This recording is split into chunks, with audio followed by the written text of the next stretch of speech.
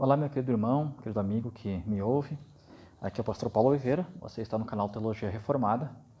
E no finalzinho agora de 2020 e início de 2021, eu tenho dedicado o meu tempo e aqui os vídeos do canal para estudar um pouquinho algumas profecias. Eu gosto muito de estudar profecia, porque quando estudamos profecias, parece que os nossos olhos se abrem, a nossa mente, nossa visão se expande. E a profecia eu creio, nos conforta, porque nos mostra que estamos muito perto da volta de Jesus. E eu creio que depois de um ano, como foi o ano de 2020, muito conturbado, muito triste para muitas pessoas que acabaram perdendo muitos amigos e familiares, a esperança na volta de Jesus, ela se tornou ainda algo de maior importância. E eu quero justamente estudar este tema, a volta de Jesus. Mas não quero estudar apenas os sinais da volta de Jesus. Na verdade, nem vou estudar os sinais da volta de Jesus. Mas eu quero estudar uma outra visão profética que torna esse assunto um tanto quanto, às vezes, conturbado e difícil de se entender. Porque há certos textos na Bíblia e também nos escritos de Ellen White que dão a entender que a volta de Jesus vai ser um evento agora, para os nossos dias, um evento que nós chamamos de iminente. Já outros textos da Bíblia colocam a volta de Jesus como sendo um evento ainda para muito tempo, um evento muito demorado, que vai levar anos para acontecer. Então, eu quero estudar com vocês hoje essa tensão, a aparente tensão entre esses textos, tanto na Bíblia como em Ellen White, e então começarmos a entender esse texto e ao final do nosso vídeo conseguir ter uma esperança na volta de Jesus ainda mais fortalecida. Muito bem. Em certa manhã, quando nós olhamos a Bíblia, vemos que em certa manhã Jesus estava no Jardim das Oliveiras junto com os seus discípulos e estando ali sozinhos, eles estavam conversando, então os discípulos fizeram duas perguntas a Jesus. E essas perguntas estão relatadas lá em Mateus, capítulo 24, verso 3, onde os discípulos dizem assim: Dize-nos quando sucederão estas coisas, né? Jesus havia mencionado os sinais de sua vinda. Então os discípulos perguntam: quando vão acontecer essas coisas? É a primeira pergunta. E a segunda é: que sinal haverá da tua vinda e da consumação dos séculos? Melhor, Jesus vai começar então, em resposta a essa pergunta, a descrever os sinais, né, que mostraria a sua breve volta ou a sua volta. Só que desta manhã, quando os discípulos perguntaram essas duas coisas a Jesus, até hoje, janeiro de 2021, e eu estou gravando esse vídeo tardezinha do dia 3 de janeiro, já se passaram cerca de 2.000 anos. E o que aconteceu? Jesus não voltou. Se tivesse voltado, nós não estaríamos aqui. É verdade que os sinais preditos por Jesus e também por demais escritores bíblicos, eles já aconteceram, têm acontecido ainda, e isso tem mostrado que realmente a volta de Jesus é um evento que não está muito longe, pelo menos parece que não está muito longe. Mas quando estudamos de forma detida as profecias, observamos esta tensão que eu mencionei no início do nosso vídeo. De um lado, a volta de Jesus aparece como um evento próximo, iminente, e de outro lado, como um evento ainda muito distante, ou uma data ainda postergada por Jesus. E nós percebemos a Bíblia usando diversas metáforas. Por exemplo, Jesus usou algumas metáforas para advertir os seus ouvintes sobre a sua vinda, embora ele não mencione o tempo, mas ele coloca a volta dele, né, a volta de Jesus, como um elemento surpresa. E nessas metáforas, Jesus não dá a entender que o evento de sua vinda, né, de sua volta, seria nem demorada e nem postergada, apenas como um evento surpresa. Então nós temos em Mateus 24, versos 42 a 44, em Lucas capítulo 12, verso 40, a ideia dali do ladrão da noite, né? A comparação da vinda de Jesus com a vinda de um ladrão. O ladrão nunca dá o recado de quando ele vai chegar até as pessoas, né? Ele nunca vai dizer, eu vou em tal dia, em tal horário, então se prepare. Assim também é a volta de Jesus. Ele não deixou descrito que dia vai vir, em que momento vai vir, mas ele mostrou que vai ser algo repentino. Assim como o ladrão vem sem avisar, Jesus vai voltar também. Em Mateus 25, nos versos 1 a 13, nós temos uma parábola ali do noivo e as 10 virgens. As virgens também não sabiam o momento que o noivo viria, elas tinham que estar atentas, vigiando. e a Bíblia menciona uma certa demora do noivo, né, que as levou a adormecer. Mas o fato é que a vinda do noivo era um elemento surpresa. O noivo não disse que momento chegaria, não disse em que hora passaria. Ainda em Mateus 24, versos 38 e 39, há um outro relato mostrando a questão do dilúvio e o mundo pré-diluviano. A Bíblia diz ali que as pessoas não sabiam o momento em que viria a chuva, até que veio e pegou a todos de surpresa. E o apóstolo Paulo ele acrescenta também essa figura da surpresa para a volta de Jesus em 1 Tessalonicenses capítulo 5, verso 3, falando da figura das mulheres com dor de parto. Quem é pai ou mãe e já teve filho sabe como é, por mais que a gestação tenha os processos de mês após mês e ao final da gestação as contrações, mas o dia exato, por mais que alguns médicos marquem uma data, mas é difícil dizer vai ser em tal horário ou em tal dia. Então também as dores de parto são um elemento surpresa para o nascimento do filho. Bom, a volta de Jesus sabemos que é certa. A segunda vinda não é uma especulação ou uma utopia das pessoas, mas sim a concretização da nossa bendita esperança, como fala o livro de Tito, capítulo 2, verso 13. Embora esta promessa seja uma bendita esperança, como entender essa aparente tensão que eu mencionei? Entender isso vai ser importante porque desta tensão surgem dois grupos bastante opostos. De um lado, estão aqueles que olham para isso e então apostatam da fé, ou que nunca aceitam a fé cristã e se tornam escarnecedores, como diz 2 Pedro capítulo 3, verso 4. O segundo grupo são aqueles que olham para esta tensão, olham para as coisas, olham para o que tem acontecido e para o que vai acontecer, até por um momento acredita na volta de Jesus, mas já não acredita mais com o mesmo entusiasmo. Esses dias mesmo eu estava conversando com uma pessoa que estava me questionando justamente isso. Por que razão que hoje as pessoas parecem que não creem mais na volta de Jesus como criam antes?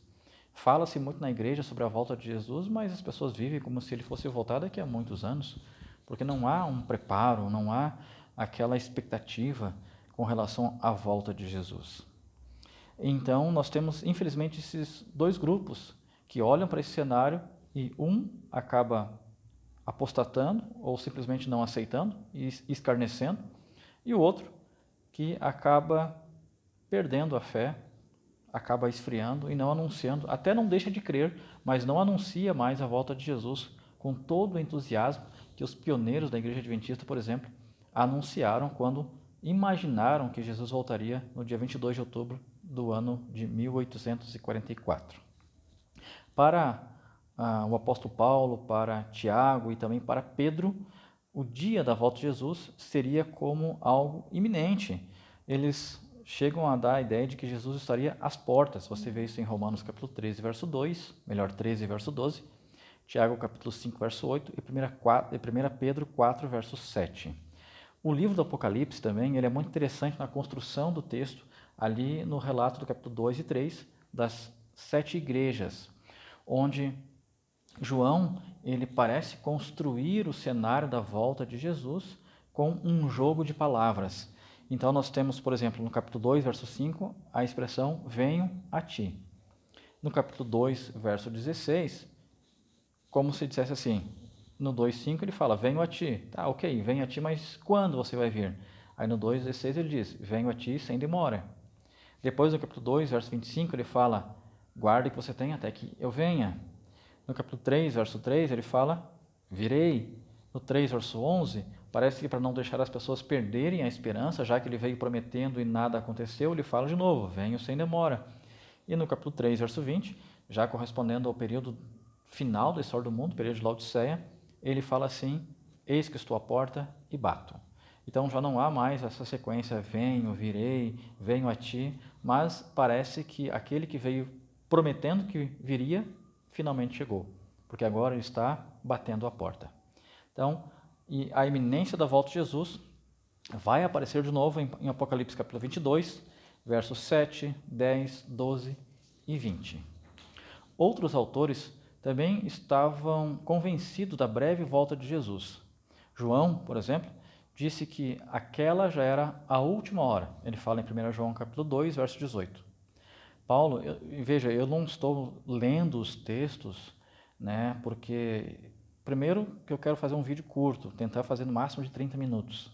Mas você depois pode ir pausando o vídeo, lendo os textos, até peço que você faça isso, para que você veja que eu não estou inventando histórias.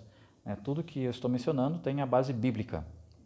Paulo também estava convencido de que a volta de Jesus se daria ainda em seus dias, porque Paulo diz assim, depois nós, os vivos, os que ficarmos. E ele fala isso em 1 Tessalonicenses capítulo 4, verso 17. E mesmo que Paulo tenha dito isso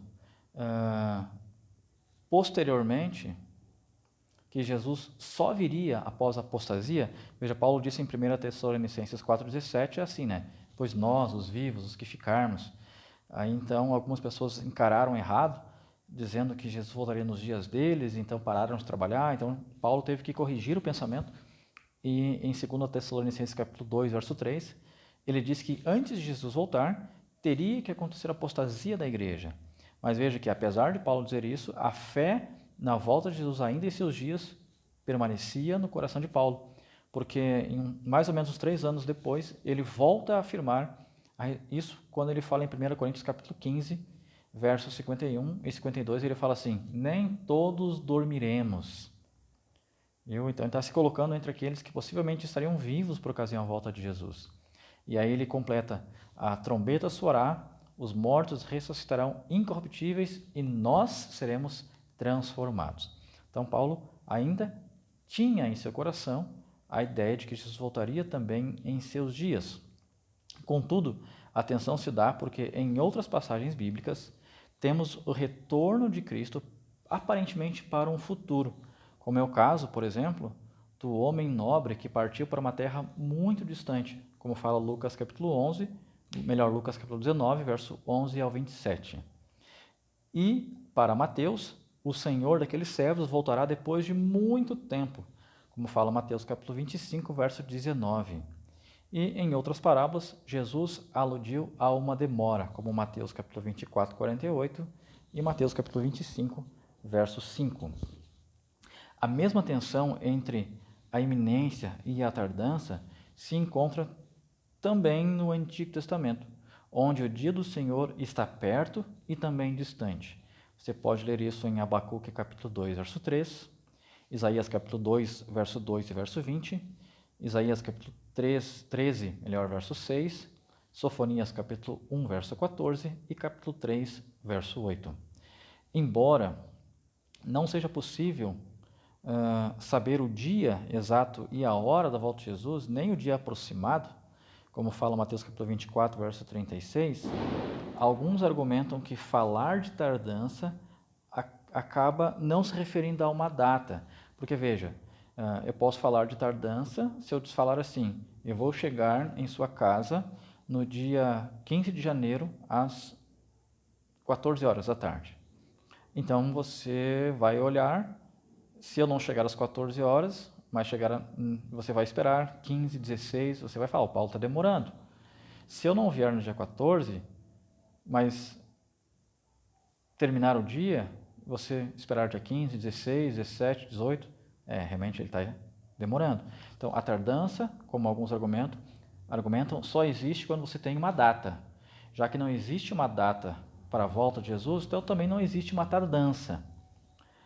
Mas outros querem se referir a essa tardança não falando de uma data, já que ela não existe, mas sim de um período, uma época, como é dito em Mateus capítulo 24, verso 34, onde diz que não passaria esta geração. Entendemos então que esta geração, ela não está tratando da geração dos dias de Cristo e dos apóstolos, mas da geração que viveria quando os sinais listados ali por Cristo passassem a acontecer. Essa é a ideia por detrás desse texto que fala das gerações. Veja, eu estou gravando aqui hoje, mas a minha câmera está querendo fugir de mim. E como eu não gosto de ficar editando, então o que se foca aqui no conteúdo. Bom, como demonstração de que essa geração mencionada aqui por Jesus não era a sua, ele conta duas parábolas que vão nos falar de uma demora. A primeira, a do servo prudente, né, e do servo mau, em Mateus capítulo 24, versos 46 a 51, e a segunda, a das 10 virgens, lá em Mateus capítulo 25, verso 1 ao 13. Nesta segunda parábola das 10 virgens, a demora é sentida tanto pelas insensatas como pelas prudentes, ao ponto de que as 10 parece que se cansam de esperar e acabam adormecendo. Um outro grupo crê que a tardança para a volta de Jesus esteja nas decisões dos seres humanos, pois teríamos, esse poder, essa incumbência de apressar ou retardar a volta de Jesus. E é interessante que eu já vi isso muitas vezes na igreja, as pessoas falarem que Jesus não voltou por causa disso, por causa daquilo outro, por causa do ser humano assim, porque as pessoas têm que aceitar Jesus e tal, e tal, e tal. Mas, será que isso é verdade? Veja, as pessoas que argumentam isso procuram fazê-lo com base em alguns textos de Ellen White, como, por exemplo, Eventos Finais, página 38, ela diz assim: Nosso Salvador não apareceu tão breve como esperávamos. Cumpre lembrar que as promessas e as ameaças de Deus são igualmente condicionais. Desejado de todas as nações, página 634, Ellen White diz assim: Dando o Evangelho ao mundo, está em nosso poder apressar a volta do nosso Senhor. E Testemunhos Seletos, volume 3, página 213, Ellen White diz assim: É privilégio de todo cristão não só aguardar, mas mesmo apressar a vinda do nosso Senhor Jesus Cristo. Então, com base nesses textos, as pessoas dizem, está vendo? O ser humano pode tanto apressar como retardar a volta de Jesus.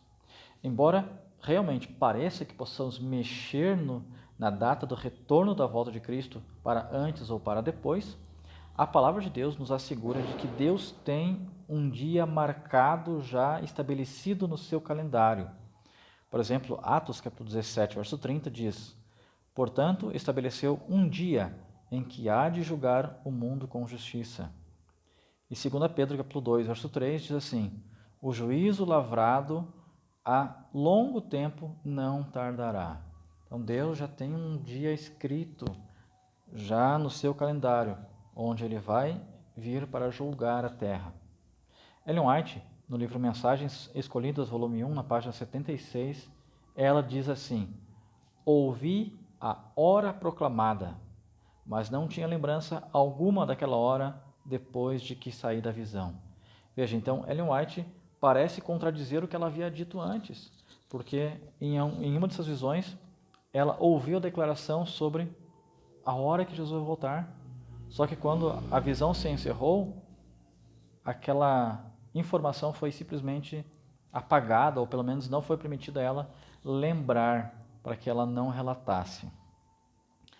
Em Daniel capítulo 12, verso 8 e 9, Apocalipse 14, versos 4 e 7, Daniel e João também tiveram a data da volta de Jesus anunciada a eles.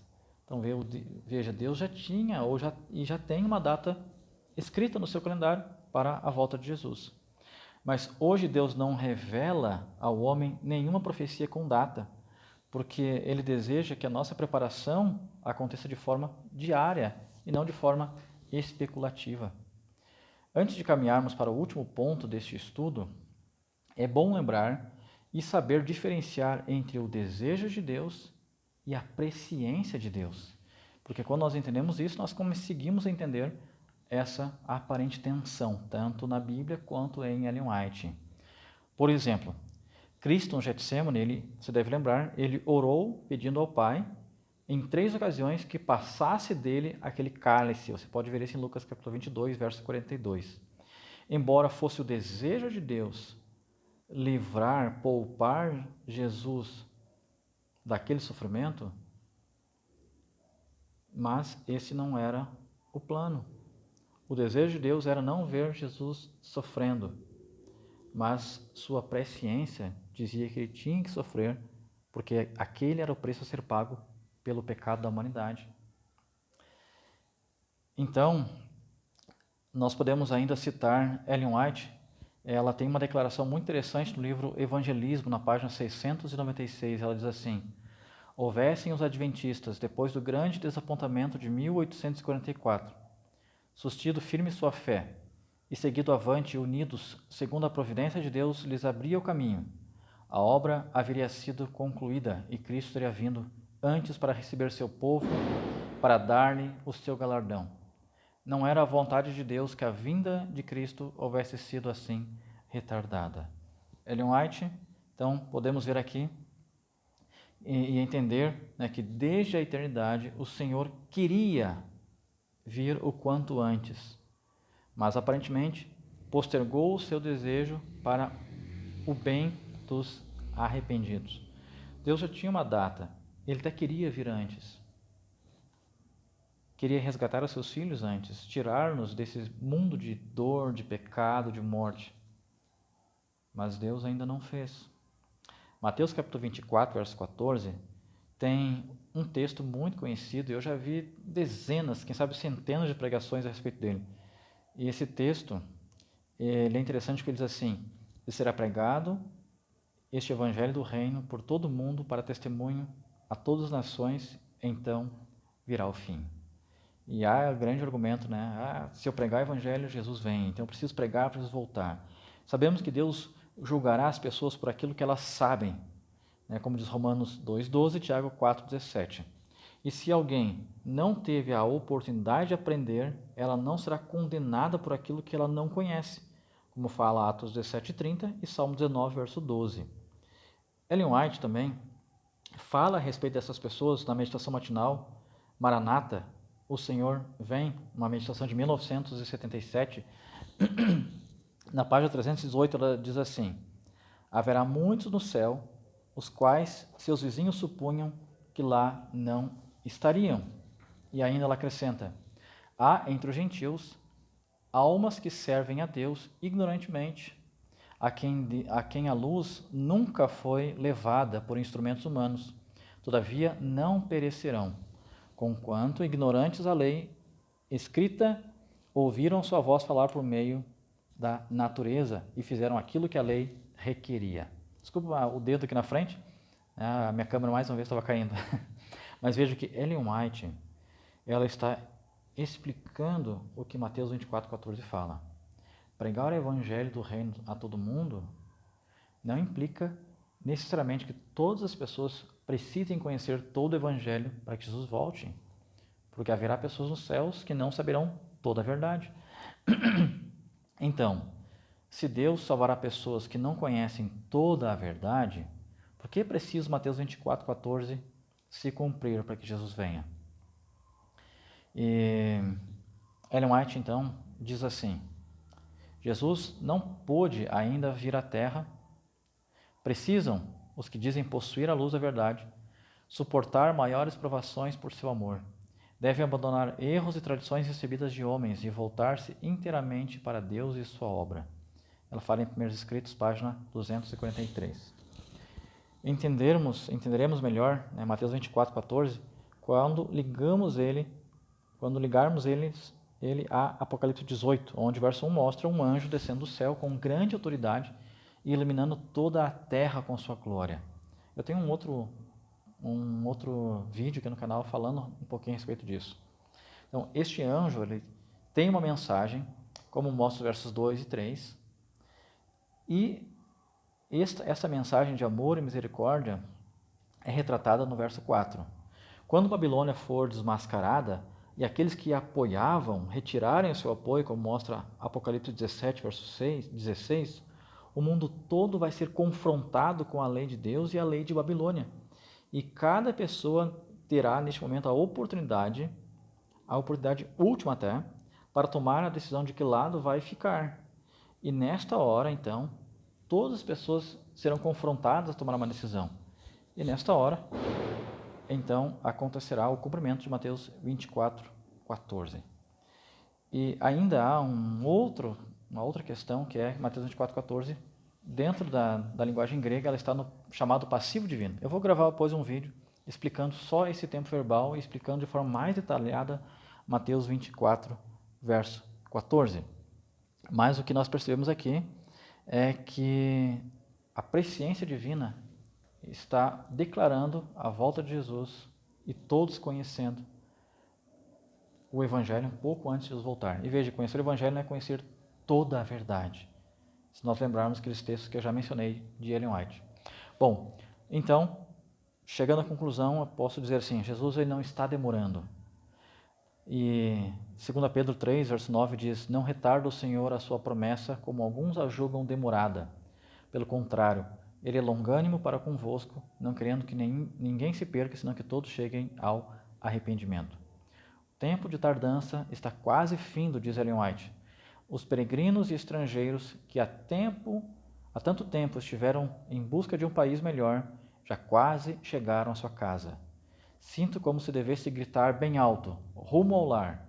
Rapidamente, nos estamos aproximando do tempo em que Cristo virá a juntar para si os seus remidos. Ela fala isso na Review Herald, de 13 de novembro de 1913. E concluo com o texto de 1 Testemunho para Igrejas, volume 2, página 194, onde ela diz assim, a longa noite de trevas é difícil, mas em misericórdia a manhã é adiada. Pois se o Mestre viesse, quantos se achariam desapercebidos? A repugnância que Deus sente de que o seu povo pereça, eis a razão de tão longa tardança. Queridos irmãos e amigos, a Bíblia mostra que não há uma tardança e também não há um adiantamento. Deus tem o dia exato para que Jesus volte. O que nós sabemos é que Deus deixou um caminho para seguirmos. Deixou a pregação do Evangelho para que nós possamos nos envolver na obra e não ficar perdendo tempo com essa questão de ficar pensando se está demorando, se não está.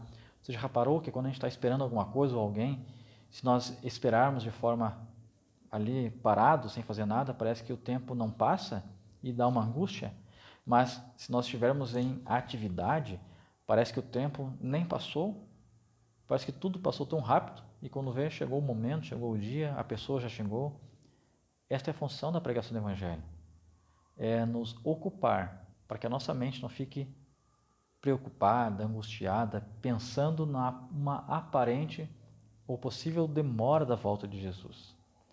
Então, Deus, hoje, eu creio que está muito perto de voltar. Jesus está às portas, como diz Apocalipse 3:20. A grande questão é, estaremos preparados para esse grande dia? O ano de 2021 começa cheio de expectativa. Será que vai ser o ano da volta de Jesus? Será que vai ser o momento em que o mundo vai ver o nosso Salvador? Tantas coisas têm angustiado as pessoas. Será que 2021 vai ser uma réplica de 2020, com mais mortes, mais dificuldades? Cada coisa que acontece no mundo é uma tensão. Me perguntaram que se com a eleição de um novo presidente americano, se esse seria o que traria o decreto dominical. Não sabemos. Tomara que sim, porque esse seria um dos últimos eventos proféticos para que a volta de Jesus aconteça. Mas, independente disso ou não, não cabe a gente ficar julgando os tempos, mas sim julgar a nossa vida e ver se estamos preparados ou não. E eu espero que você esteja se preparando cada dia. Deus tem o grande desejo de nos salvar. E eu quero estar no céu. E eu creio que você também tem esse desejo. Eu convido você a se preparar para a volta de Jesus. Convido você a se dedicar a Deus e assim tenhamos a alegria de estarmos juntos no lar eterno. Eu convido você a orar. Eu geralmente termino os meus vídeos sem orar, mas eu quero, a partir deste ano, começar a orar com você. Então vamos orar. Pai querido, obrigado pela promessa da volta de Jesus. Que possamos estar preparados para esse grande dia. Abençoa-nos, abençoe os nossos familiares também, a cada pessoa que está ouvindo este vídeo e que vai ouvi-lo ainda, e que todos estejam preparados e naquele dia glorioso possamos ouvir Jesus nos chamando para a eternidade. Em teu nome, Senhor, que oramos agradecidos. Amém. Obrigado, meus amigos, por estar comigo até o final. Compartilhe esse vídeo, assina o canal, assina as notificações e espero você no próximo vídeo. Um forte abraço.